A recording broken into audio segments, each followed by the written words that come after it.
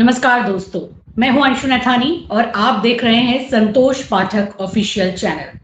संतोष जी, आपका बहुत बहुत स्वागत है। बहुत बहुत धन्यवाद अंशु जी, और तमाम दर्शकों को नमस्कार। और एक बड़ा राज जिसको देश के प्रधानमंत्री नरेंद्र मोदी और अमित शाह छुपाना चाहते थे, छुपाने में कामयाब भी हो गए थे। पूरे के पूरे भाजपाई खुश थे कि अब ये राज सामने आएगा नहीं और कोई सवाल पूछेगा नहीं। चारों तरफ गूंज किसकी थी अंशु जी? सोनम वांगचुक को उठा लिया गया, सोनम वांगचुक अस्पताल में अनशन कर रहे हैं, सोनम वांगचुक को रिहा नहीं किया जा रहा है। आज उनकी पत्नी जो है वो हाईकोर्ट पहुंच गई है ये कहते हुए कि ये तो अवैध गिरफ्तारी है। क्यों? क्योंकि उनके बारे में सही तथ्य जानकारी नहीं दी जा रही है। सफदरजंग अस्पताल पर कई तरह के आरोप लग रहे हैं और मैंने आपको याद होगा कि मैंने पहले दिन ही कहा था, जिस दिन उठाया था उस दिन मैंने आपको कहा था कि अगर दिल्ली के सरकारी अस्पतालों में बॉटम से अगर आप देखेंगे तो शायद टॉप 3 के अस्पताल में सफदरजंग आएगा। वहां की हालत वाकई बहुत खराब है और यहाँ तो सरकार का अपना इंटरफेयर है। पूरी दुनिया उसमें लगी हुई थी, हम भी लगे हुए थे, चूंकि वो बड़ी खबर थी। हमने भी सोनम वांगचुक वाली खबर दिखाई, लगातार हम दिखा रहे हैं, लगातार हम इस चीज को रख रहे हैं। लेकिन इस बीच में एक बड़ा मुद्दा सरकार को लग गया था कि हम कामयाब हो गए थे। एक बड़ा राज था जो उनके इकोसिस्टम से जुड़ा हुआ है, जो उनके वोट बैंक से जुड़ा हुआ है। उनको लगा कि चलो लोग अब भूल भाल गए, अब ये क्रांति याद रखेंगे, सोनम वांगचुक याद रखेंगे, जंतर मंतर याद रखेंगे, रही सही कसर जो हम 2-3 बिल लेकर आ रहे हैं सदन में उसको याद रखेंगे। हो हल्ला हंगामा होगा, जो हम पास करवा पाएंगे, बाकी को हम आगे बढ़ते हुए निकल जाएंगे। हमसे उस मुद्दे का सवाल नहीं पूछा जाएगा। मैंने फिर कहा था, अडानी का मसला आप उठाते रहिए, शायद मोदी जी उतने दिक्कत में ना हो या भाजपा दिक्कत में ना हो।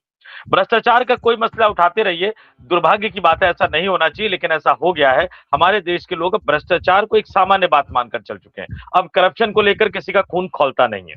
नीट जैसे मामलों पे खून नहीं खौलता जब दर्शक लोग नहीं निकल रहे जंतर मंतर पे, तो बाकी चीजों का हम क्या कहें। लेकिन जैसे ही उनके मूल मुद्दों पे चले जाएंगे आप, हिंदू वाले मुद्दे पे, सनातन वाले मुद्दे पर, भगवान राम वाले मुद्दे पर, तो उनके अंदर थोड़ा सा डर पैदा होता है।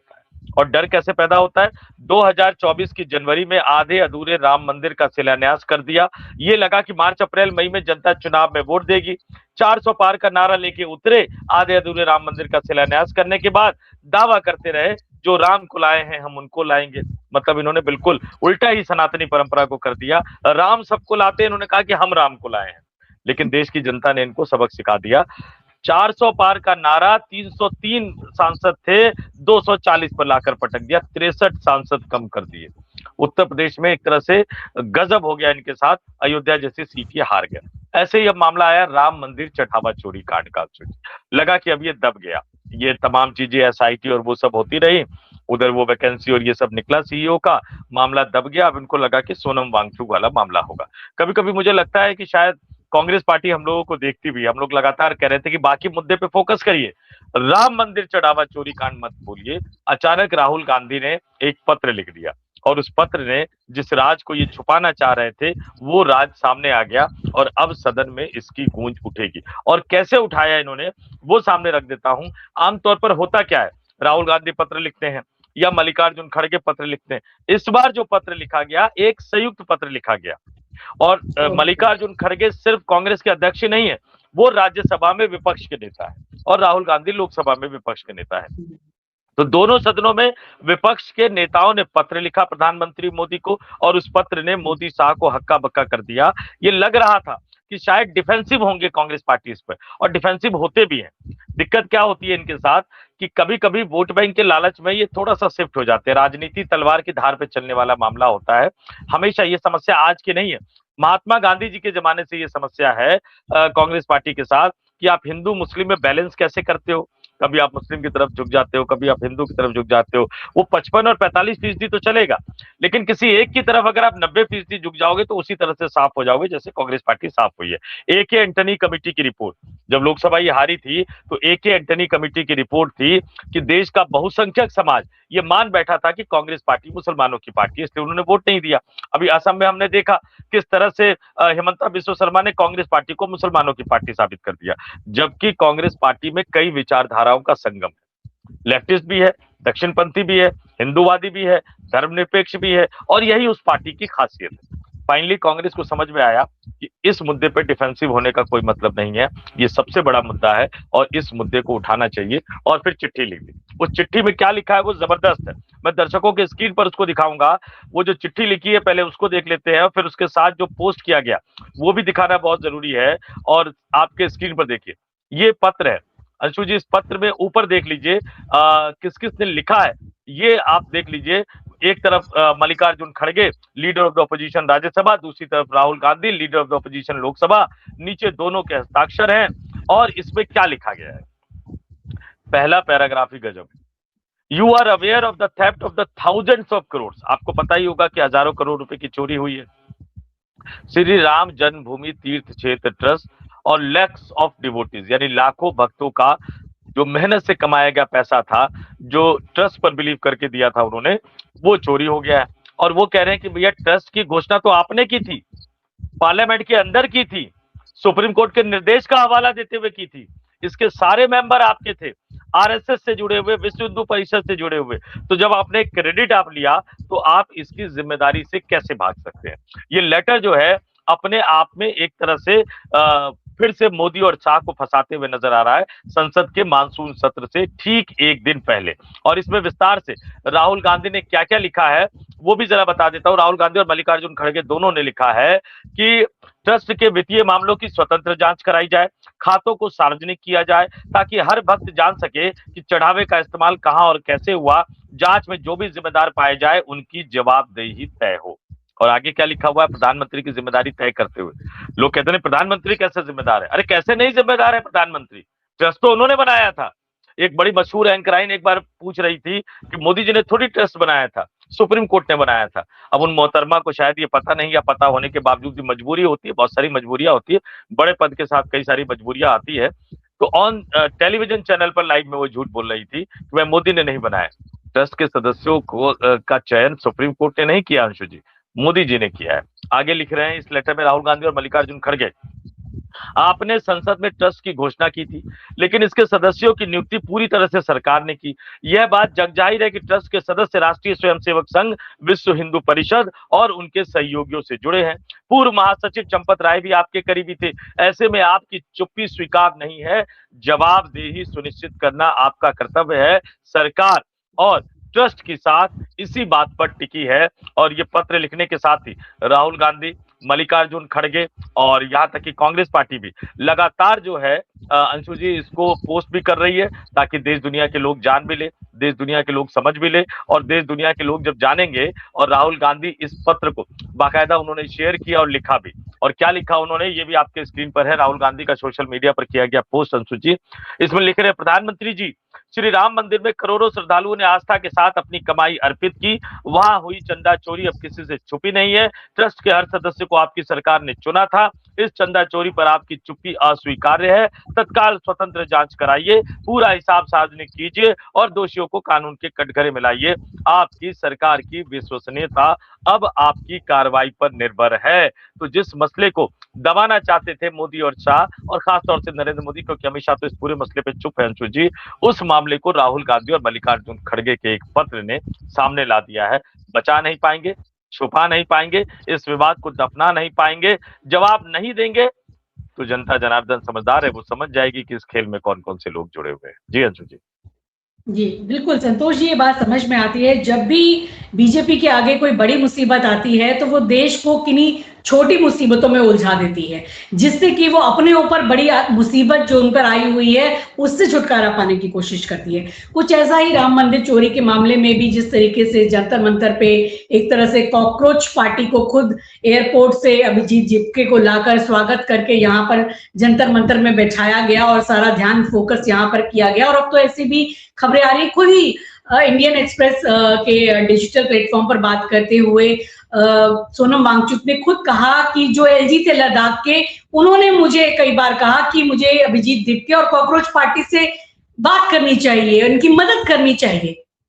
और वीके सक्सेना कौन है, ये हम सब जानते हैं कि वो तो ऊपर के इतने करीबी हैं और बहुत कुछ उन्होंने किया। जिस तरह से दिल्ली में शराब, यही मैंने आपको याद होगा, दर्शकों को याद दिला दूं, कुछ दिन पहले जब हम चर्चा कर रहे थे तो मैंने आपको बोला था कि एक एजेंडे के तहत दिल्ली के उपराज्यपाल को लद्दाख भेजा गया है, और वो अपने एजेंडे पे काम कर रहे हैं। मैंने कहा था कि मुलाकात हुई, बात हुई, बहुत सारी चीजें सामने आई, और लेह लद्दाख जैसे संवेदनशील इलाके में वहां भी आप जाके राजनीति कर रहे हो, जम्मू कश्मीर में भी राजनीति कर रहे हो, पंजाब में भी आप राजनीति कर रहे हो, इस देश के अमन चैन के साथ आप खेल कर रहे हो। सोनम वांगचुक को उठाना, जबरदस्ती उठाना, और पत्नी कह रही है कि ये तो गैर कानूनी हिरासत है। आप सिर्फ कॉकरोच जनता पार्टी से इसको मत जोड़िए, आप ये समझिए कि लेह लद्दाख में सोनम वांगचुक को लेकर एक तरह की सिंपैथी है। और जब वो देखते होंगे, सुनते होंगे, पढ़ते होंगे कि उनके महान आदमी के साथ इस तरह का व्यवहार हो रहा है, वहां के लोग क्या सोचते हो। हर चीज में राजनीति। लेकिन हमने पहले ही कह दिया था कि भैया ये दिल्ली के उपराज्यपाल को लद्दाख क्यों भेजा गया है। कम से कम चलिए ये बात कबूल तो रहे हैं, चीजें सामने आ रही है, और अभी और भी बहुत सारी चीजें सामने आएगी।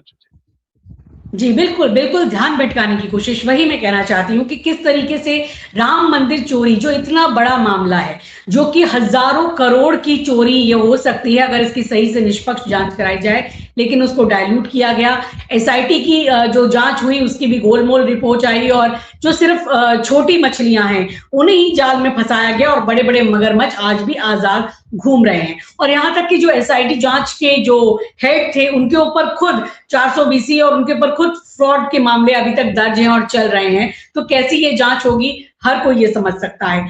तो पूरी तरीके से चोरी मामले को डाइल्यूट किया गया, लोगों का ध्यान इसके ऊपर से हट जाए, इसके लिए अगर एक तरीके से कहा जाए कि अपने आप ही वो जंतर मंतर में वो सोनम वांगचुक और कॉकरोच पार्टी का हंगामे में सभी का ध्यान चला गया। वो मुद्दा है, लेकिन उस मुद्दे के बीच में ये मुद्दा, राम मंदिर चोरी मुद्दे का मुद्दा जो है वो गौण नहीं होना चाहिए, नहीं दबना चाहिए, क्योंकि ये बहुत बड़ा मुद्दा है। देश की लगभग 80% आबादी की आस्था का सवाल है, और उनका जो आपके वोटर्स हैं, जिन्होंने आंख मूंद कर अपने आप पर विश्वास किया, जिन्होंने अपना पेट काट कर वहां पर चंदा चढ़ाया और कभी आपसे सवाल नहीं किया, लेकिन अभी तक आपने, प्रधानमंत्री जी ने इस पर एक बयान नहीं दिया है। और बार बार ये लोग कहते रहे कि विपक्ष को बोलने का अधिकार नहीं है, समाजवादी पार्टी, कांग्रेस, ये तो भाई अल्पसंख्यकों की, मुसलमानों की राजनीति करते हैं, ये तो सनातनी नहीं है। आप देखिए कि योगी जी ने कैसा अजीब सा बयान दे दिया। उन्होंने कहा कि हनुमानगढ़ी वहां मंदिर में तो भाई उनकी सीढ़ी पे मुसलमान नमाज पढ़ते थे, और उसके बाद इस बयान की इतनी निंदा हुई खुद उनकी पार्टी के लोगों ने। ब्रजभूषण शरण सिंह ने कहा कि कभी भी मुसलमानों ने रामगढ़ी की सीढ़ियों पर नमाज नहीं पढ़ी, और रामगढ़ी तो बनवाई ही गई, सॉरी, हनुमानगढ़ी तो बनाई ही गई है मुसलमानों के द्वारा। तो इस तरीके के ध्यान भटकाने के लिए विभाजनकारी बयान ये देते हैं, ताकि जो असल मुद्दा है जनता उसकी बात ना करे, उसकी चर्चा ना करे, प्रधानमंत्री मोदी से ये सवाल ना करे कि आप राम मंदिर चोरी के मुद्दे के ऊपर बयान दीजिए, कोई बड़ी जांच बिठाइए, क्योंकि एसआईटी की जांच पर भरोसा नहीं है। यही वजह है कि ये हमेशा चीजों को भटकाने की कोशिश करते हैं। लेकिन राहुल गांधी ने और मल्लिकार्जुन खड़गे ने इस बात को समझ लिया। उन्होंने जाना है कि भले ही ये हमें कुछ भी कहें, लेकिन हम इस मुद्दे को उठाएंगे, भले इस मुद्दे को उठाने को लेकर हमें कोई भी तोहमतें सहनी पड़े, लेकिन ये बहुत बड़ा जरूरी मुद्दा है। और पार्लियामेंट में, स्पेशली इस सेशन में 20 जुलाई को जो शुरू हो रहा है, पार्लियामेंट में ये मुद्दा उठना चाहिए। तो क्या लगता है कि अब विपक्ष तो उठा ही रहा था इस मुद्दे को, लेकिन अब पार्लियामेंट में भी राम मंदिर मामले को लेकर कड़ी घेराबंदी होगी? संतोष जी। देखिए, बिल्कुल अंशु जी, घेरेबंदी तो होगी। एक आपने योगी जी के बयान का जिक्र किया। किसी को भी अगर कोई शक और शुबा हो तो योगी आदित्यनाथ जी के मठ में चला जाए, और वहां जो लोग दुकान चलाते हैं या उनके आसपास जो काम धंधा करते हैं उनसे पूछ ले कि उसका नाम क्या है। समझ में आ जाएगा कि क्या कथनी और करनी में क्या फर्क होता है। हालांकि मैं मानता हूं कि वो ठीक है, होना चाहिए, सब धर्म संप्रदाय के लोगों को होना चाहिए। और गोरखनाथ मठ गोरखपुर की एक पहचान है, उसको आप एक धर्म से जोड़कर नहीं देख सकते। लेकिन फिर यही चीज अयोध्या के लिए क्यों नहीं? ब्रजभूषण शरण सिंह जिस तरह से पोल खोल रहे हैं, बहुत सारी चीजें हैं। लेकिन अब 2-3 चीजें हमें ये समझना होगा। अब ये सरकार क्या कर रही है? आज की हालत में सरकार को किन मुद्दों पर जवाब देना चाहिए था? राम मंदिर चढ़ावा चोरी कांड सबसे बड़ा मुद्दा है, इस पर जवाब देना चाहिए था। इससे भी बड़ा मुद्दा कायदे से मैं सीधा मानता हूं कि नीट पेपर लीक वाला मामला, उस पर जवाब देना चाहिए था। एथेनॉल वाला मामला, उस पर जवाब देना चाहिए था। आप एक एक करके, मैं लिस्ट गिना रहा हूं आपका। राम मंदिर चढ़ावा चोरी कांड पे प्रधानमंत्री और गृह मंत्री दोनों का जवाब बनता है, क्योंकि ट्रस्ट के गठन की घोषणा प्रधानमंत्री ने सदन में की थी और ट्रस्ट का नोटिफिकेशन गृह मंत्रालय ने जारी किया था। चीन के फ्रंट पे जो झूठ बोला जा रहा है और चीन की सेना जो हमारे देश के अंदर घुसती चली जा रही है, रक्षा मंत्री राजनाथ सिंह को अपने झूठे बयान के लिए माफी मांगनी चाहिए, उनको सफाई देनी चाहिए। देश की आर्थिक हालत जो गड़बड़ है उसके लिए वित्त मंत्री निर्मला सीतारमण को सफाई देनी चाहिए। अमेरिका के साथ ट्रेड डील मामले का सच क्या है, पीयूष गोयल को बताना चाहिए। इससे आगे अगर बढ़ जाए, एप्स्टीन फाइल वाले पेट्रोलियम मंत्री को यह बताना चाहिए कि भैया ये बिना बिना अनुमति के आप एथेनॉल वाला 10%, 15%, 20% कैसे करते रहे, क्या आपने लोगों को बताया? और जब एथेनॉल मिला ही रहे हो तो उस पेट्रोल की कीमत सस्ती क्यों नहीं है? जवाब नितिन गडकरी को भी देना है कि वो अपने आप को पेट्रोलियम मंत्री मानते हैं, एथेनॉल मंत्री मानते हैं या सड़क राजमार्ग मंत्री मानते हैं। और नितिन गडकरी को ज्यादा कुछ नहीं करना है, 2014 से लेकर 2025 के अपने बड़े बड़े बयानों को एक बार और सुन ले। हवा हवाई चांद तारे वाली बात, अमेरिका की तरह सड़क और ये सब। लेकिन इस बीच क्या हुआ? कल मैंने और शिव कुमार मिश्रा जी ने हमने देर रात एक स्टोरी करी थी कि सरकार ने लोकसभा स्पीकर ओम बिरला का अपमान कर दिया। शुक्र है विपक्षी दलों को समझ में आया। आज जब ऑल पार्टी की मीटिंग हुई तो विपक्षी दलों ने कुछ मिनट के लिए वॉकआउट किया। अपमान कैसे था?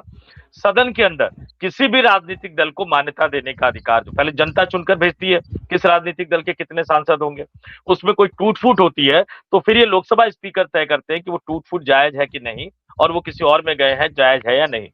कल जो है उद्धव ठाकरे की पार्टी के जो 6 सांसद छोड़कर गए थे एकनाथ शिंदे के साथ, उनको तो स्पीकर ने एकनाथ शिंदे के साथ मान लिया, वो फैसला कर लिया। अब उस पर आप विरोध करिए, ऐतराज उठाइए, वो अलग बात है, लेकिन मान लिया उन्होंने। लेकिन जो ममता बनर्जी की पार्टी को छोड़कर जो 20 सांसद गए थे और वो जो उन्होंने विलय किया था एक नई पार्टी में, उस पार्टी के विलय को अभी तक स्पीकर ने मान्यता नहीं दी है। कल जो स्पीकर ने ऑर्डर जारी किया उसमें यही हुआ कि उन 20 सांसदों को अलग बैठने की अनुमति दे दी गई थी, लेकिन लोकसभा का जो लेटर आया है उसमें आज भी वो 20 सांसद तृणमूल कांग्रेस के सांसद की कैटेगरी में रखे गए हैं और उनके नेता अभिषेक बनर्जी। ये फैसला स्पीकर को करना है, लेकिन स्पीकर के फैसला करने से पहले ही किरण रिजिजू ने सुदीप बंदोपाध्याय को आमंत्रित कर दिया वो एनसीपीआई पार्टी के नेता के तौर पर। क्यों? सरकार के पास तो पार्टी को मान्यता देने का अधिकार है ही नहीं, वो तो लोकसभा स्पीकर के पास मान्यता देने का अधिकार है। तो चुनाव आयोग जिसको नागरिकता तय करने का अधिकार नहीं है वो नागरिकता तय कर रहा है। गृह मंत्री जिसको राम मंदिर चढ़ावा चोरी कांड पर बोलना है वो गृह मंत्री चुपचाप बैठे हुए हैं। जिस राजनीतिक दल को मान्यता देने का काम लोकसभा स्पीकर को करना है वो सरकार कर रही है। विपक्षी दलों ने इस पे हंगामा किया, सबसे पहले हमने ये स्टोरी चलाई थी, लेकिन ये सब चीजें सरकार के रुख को बता रही है। अब आज सरकार क्या प्लान कर रही है आप ये देखिए कि कहां कहां लड़ना पड़ रहा है विपक्षी दलों को। जयराम रमेश ने एक पोस्ट किया, certain TV channels are flashing obviously planted news that there has been support for the delimitation bill, the ongoing all party meeting। यानी ये चला रहे हैं कि भैया ऑल पार्टी मीटिंग में ये डिलिमिटेशन बिल पे सहमति हुई है जो पिछली बार गिर गया था। विपक्ष ने सहमति दी नहीं है, नहीं दी है, लेकिन वो खबरें चलाई जा रही हैं, तो उसमें हम क्या कर सकते हैं?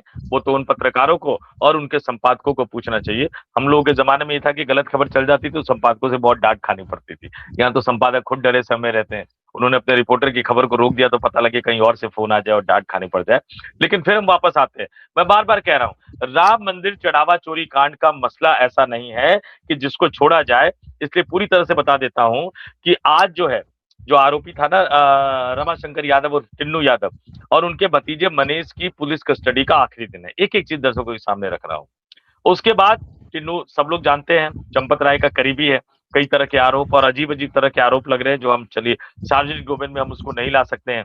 अब कई लोग जो हैं वो बड़े अजीब अजीब से बयान दे रहे हैं, इनके यूपी के विधानसभा स्पीकर और कई लोग वो भक्तों की भावना पर ही सवाल उठा रहे हैं। अब पता नहीं ये किस तरह से उनकी समझ में नहीं आ रहा। इस तरफ राम मंदिर के ट्रस्ट के सीईओ के लिए आवेदन जो लिया गया था, 5000 लोगों ने आवेदन किया है, 5000 लोग जो है वो आवेदन कर चुके हैं। तो देखते हैं कि उसमें किसको चुना जाता है, कैसे चुना जाता है। और इस बीच आज 19 जुलाई की तारीख है, कल 20 जुलाई संसद के मानसून सत्र का पहला दिन है, फिर 21 जुलाई और 22 जुलाई को अयोध्या में ट्रस्ट की बैठक फिर से बुलाई गई है, जिसमें शायद हो सकता है कि सीईओ वाले मामले पर जो है वो उस पर कोई फैसला हो और महासचिव किसको बनाया जाता है उस पर कोई फैसला हो। वो तमाम एजेंडे हैं, उस पर बैठक बुलाई गई है। साधु संत सन्यासियों के लगातार डिमांड्स आ रही है, लेकिन अब हमें देखना होगा कि प्रधानमंत्री क्या इसको डिरेल तो नहीं करेंगे।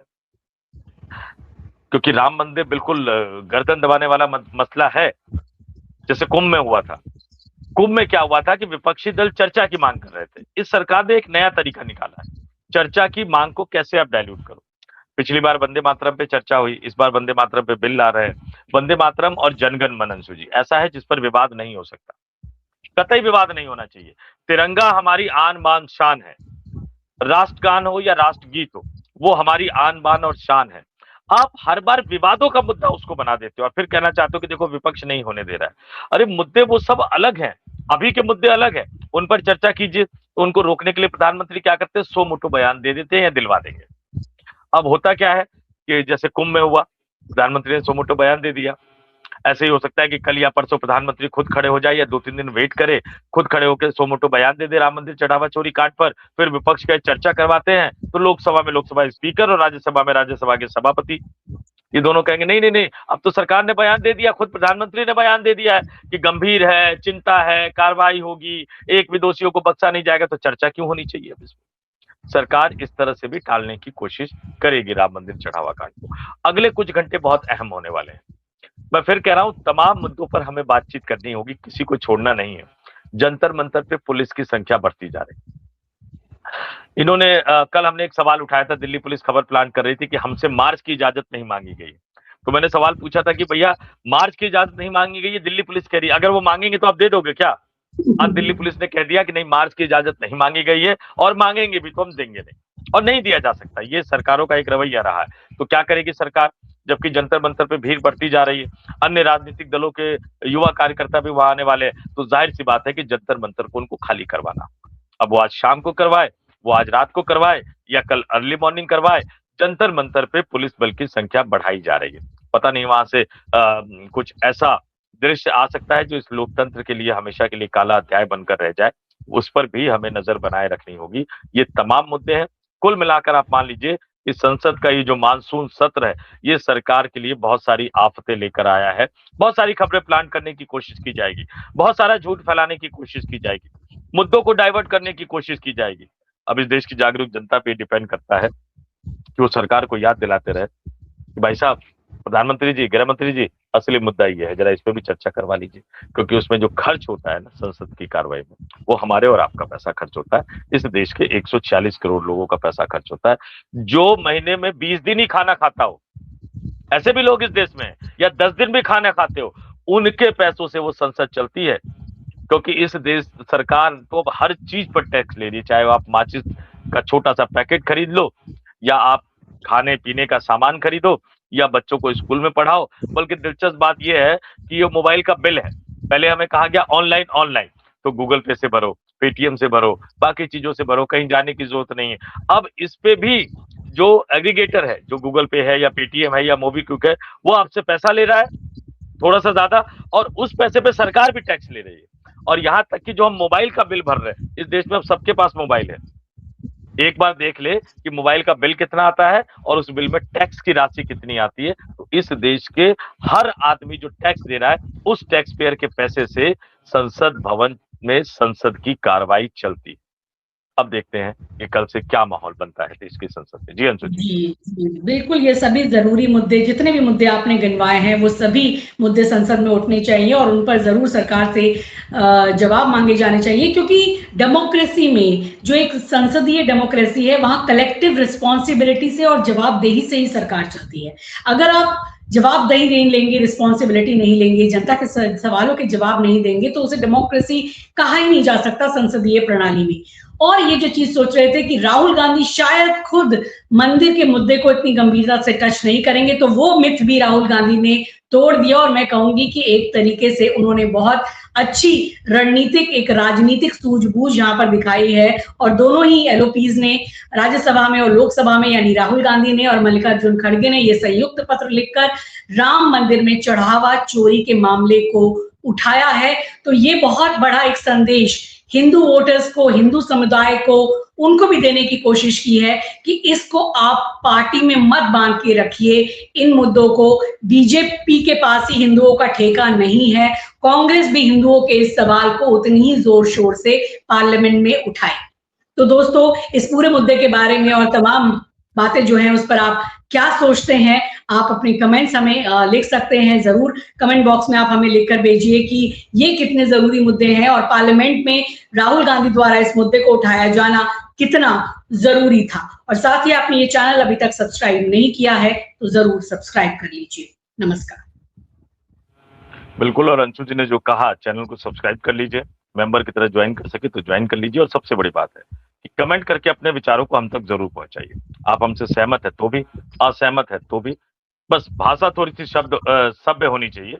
बाकी आप किसी भी भाषा में कुछ भी लिख सकते हैं, जिस भाषा में वो लिखते हैं वो आपके और आपके खानदान का संस्कार बताता है। तो आप अपने खानदान के बारे में क्या कहना चाहते हैं वो बात अलग है, लेकिन कमेंट करके जरूर बताइएगा। और एक बात हमेशा याद रखिएगा, ये लोकतंत्र जो मिला है वो कई लाखों लोगों के बलिदानों से मिला है। और लोकतंत्र है तो हम है, लोकतंत्र है तो आप है।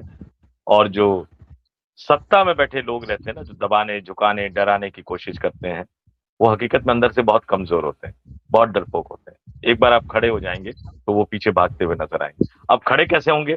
हर आदमी क्रांति नहीं कर सकता है, हर आदमी जो है वो जंतर मंतर नहीं पहुंच सकता है, लेकिन जो लोग आपकी आवाज उठा रहे हैं, कम से कम उनके वीडियो को 10-15 लोगों तक फॉरवर्ड तो कीजिए, उनके चैनल से जुड़िए तो सही, उनके चैनल को सब्सक्राइब तो कीजिए, उनके चैनल को स्पेशल व्यूअर और मेंबर के तौर पर ज्वाइन तो कीजिए। संकट की घड़ी है और कुछ आवाजें जो आपके लिए उठ रही हैं, अगर उन आवाजों को भी आप सपोर्ट नहीं करेंगे तो फिर आपके लिए बोलने वाला, सुनने वाला, कहने वाला कोई नहीं बचेगा। बाकी आपकी मर्जी। मुझे और अंशु जी को, हम दोनों को दीजिए इजाजत। नमस्कार। नमस्कार।